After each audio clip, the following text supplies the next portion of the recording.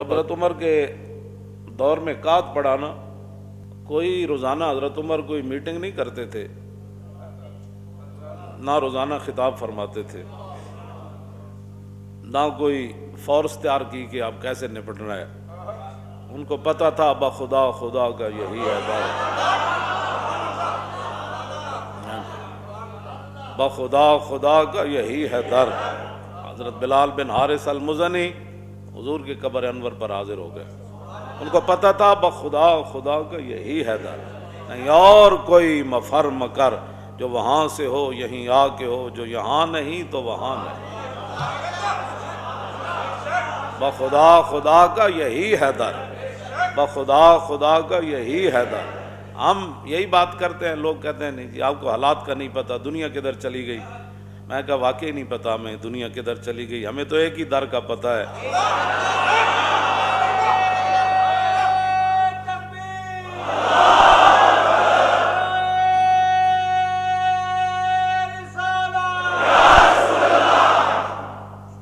بخاری شریف کے اندر موجود ہے کہ جب حضرت عمر کے دور میں قات پڑا تو حضرت عباس رضی اللہ تعالیٰ عنہ حضور کے چچا جان ہیں، اور نبی علیہ الصلوۃ والسلام نے خود ان کو منع کیا ہوا تھا کہ آپ نے مکہ مکرمہ سے ہجرت مدینہ منورہ کی طرف نہیں کرنی،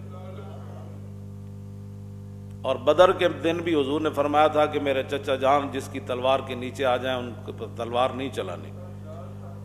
ظاہر بات ہے حضور نے ان کو خود رکھا ہوا تھا تاکہ مکے والوں کے حالات سے رسول اللہ کو باخبر رکھیں۔ اور جب غزوہ احد شریف ہوا تو نبی علیہ الصلوۃ والسلام کو اطلاع دینے کے لیے حضرت عباس نے بڑے پیسے خرچ کیے شاہ سوار کو، فرمایا یہ پیسے لو اور دنوں کا سفر جو ہے وہ گھنٹوں میں طے کرو، اور جا کر رسول اللہ کو یہ میرا خط دو کہ مکے والے بڑی تیاری کر رہے ہیں دوبارہ آنے کی۔ اور نبی علیہ الصلوۃ والسلام اس وقت مسجد قباء میں جلوہ گر تھے، وہ مدینہ منورہ آئے، وہ شاہ سوار تو کہا حضور کدھر ہے؟ ہمیں حضور تو مسجد قباء کی طرف تشریف لے گئے، تو وہ وہاں گھوڑا دوڑایا، جو بھی ان کی سواری تھی وہ دوڑائی، اور حضور مسجد شریف سے نکل رہے تھے، اور انہوں نے حضور کو خط پیش کیا۔ حضور نے حضرت ابی بن کعب کو فرمایا دیکھو خط کیا ہے۔ ظاہر ہے ان کا رنگ بھی اڑا ہوا تھا جو شاہ سوار آئے تھے، تو حضرت ابی بن کعب نے جب خط پڑھا تو ان کا چہرہ بھی بدل گیا، تو حضور نے فرمایا یہ خط اب ادھر نہیں پڑھنا، یہ ہوتی ہے حکمرانی، ہاں خوف زدہ کرنا یہ حکمرانی نہیں ہوتی۔ جہاں بانی سے دشوار تر ہے کار جہاں بھی نہیں، جگر خوں ہو تو چشم دل میں ہوتی ہے نظر پیدا۔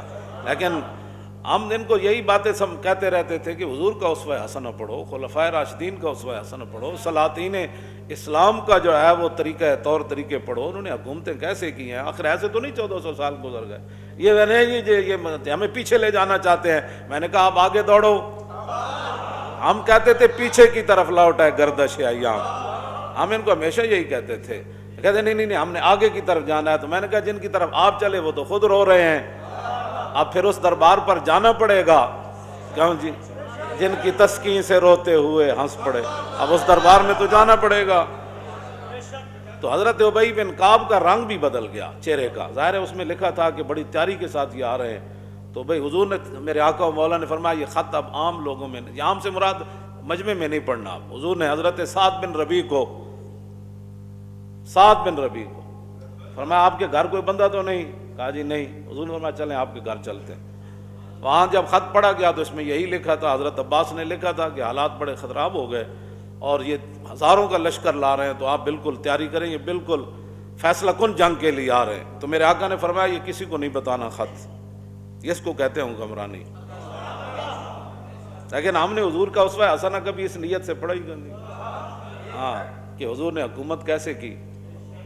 2 سپر پاور نہ حضور میں ٹکر لے لی، سارے نو خط لکھیا کلمہ پڑھو، جہاں بھی مشکل حالات آئے 3 لاکھ کے مقابلے میں 3000 بندے بھیج دی۔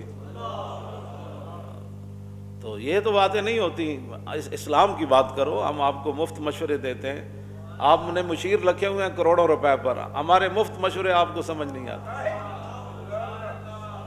ہاں جی، مفت مشورے نہیں سمجھ آتے. مفت مشورے سمجھ آنے کے لیے ضروری ہے کہ حضور سے کوئی نہ کوئی بندے کا تعلق ہو.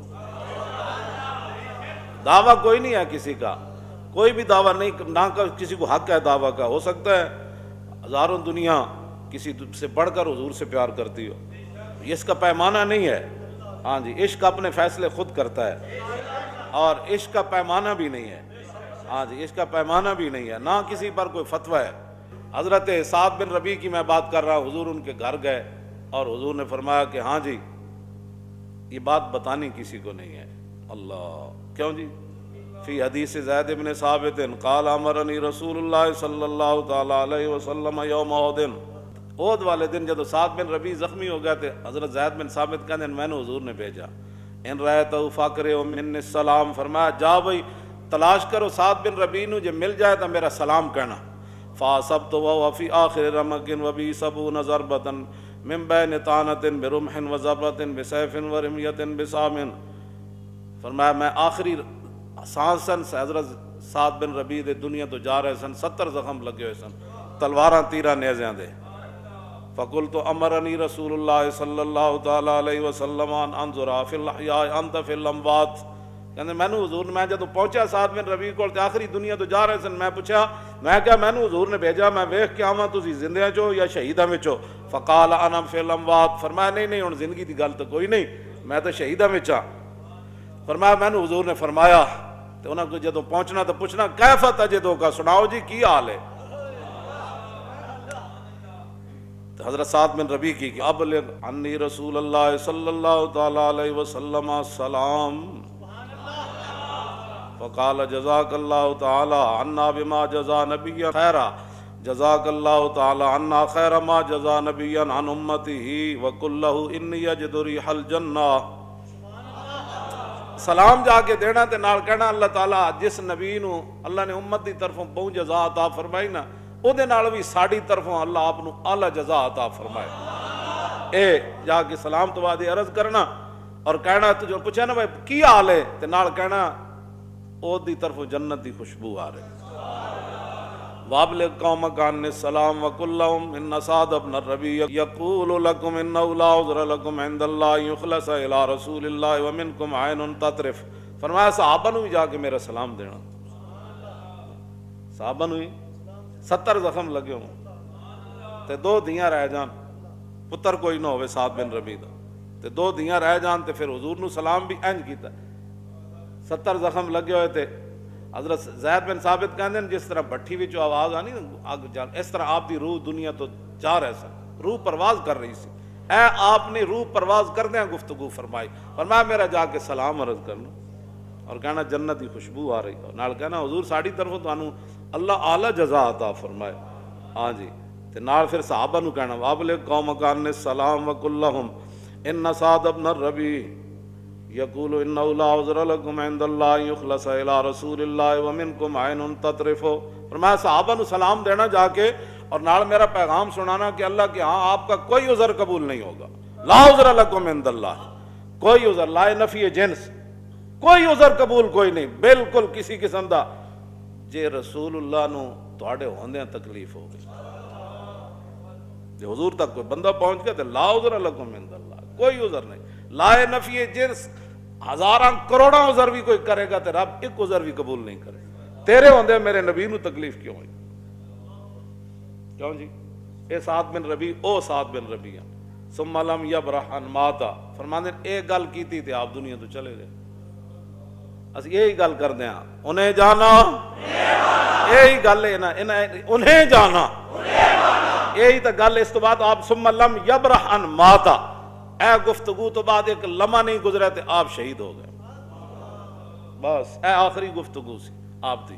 لا عذر لکم عند اللہ. تو ہم یہی باتیں کرتے ہیں، لوگ کہتے ہیں اور تقریر کوئی نہیں آندی تے لکھاں سلام سعد بن ربیع تواڈے اس عمل ہوتے تے خرباں سلام تواڈے اس پیغام ہوتے، اور گلاں کتنیاں سن. لیکن فرمایا نہیں گل ایک ہی ہے، بخدا خدا کا یہی ہے، بخدا خدا کا، بخدا خدا کا یہی ہے در.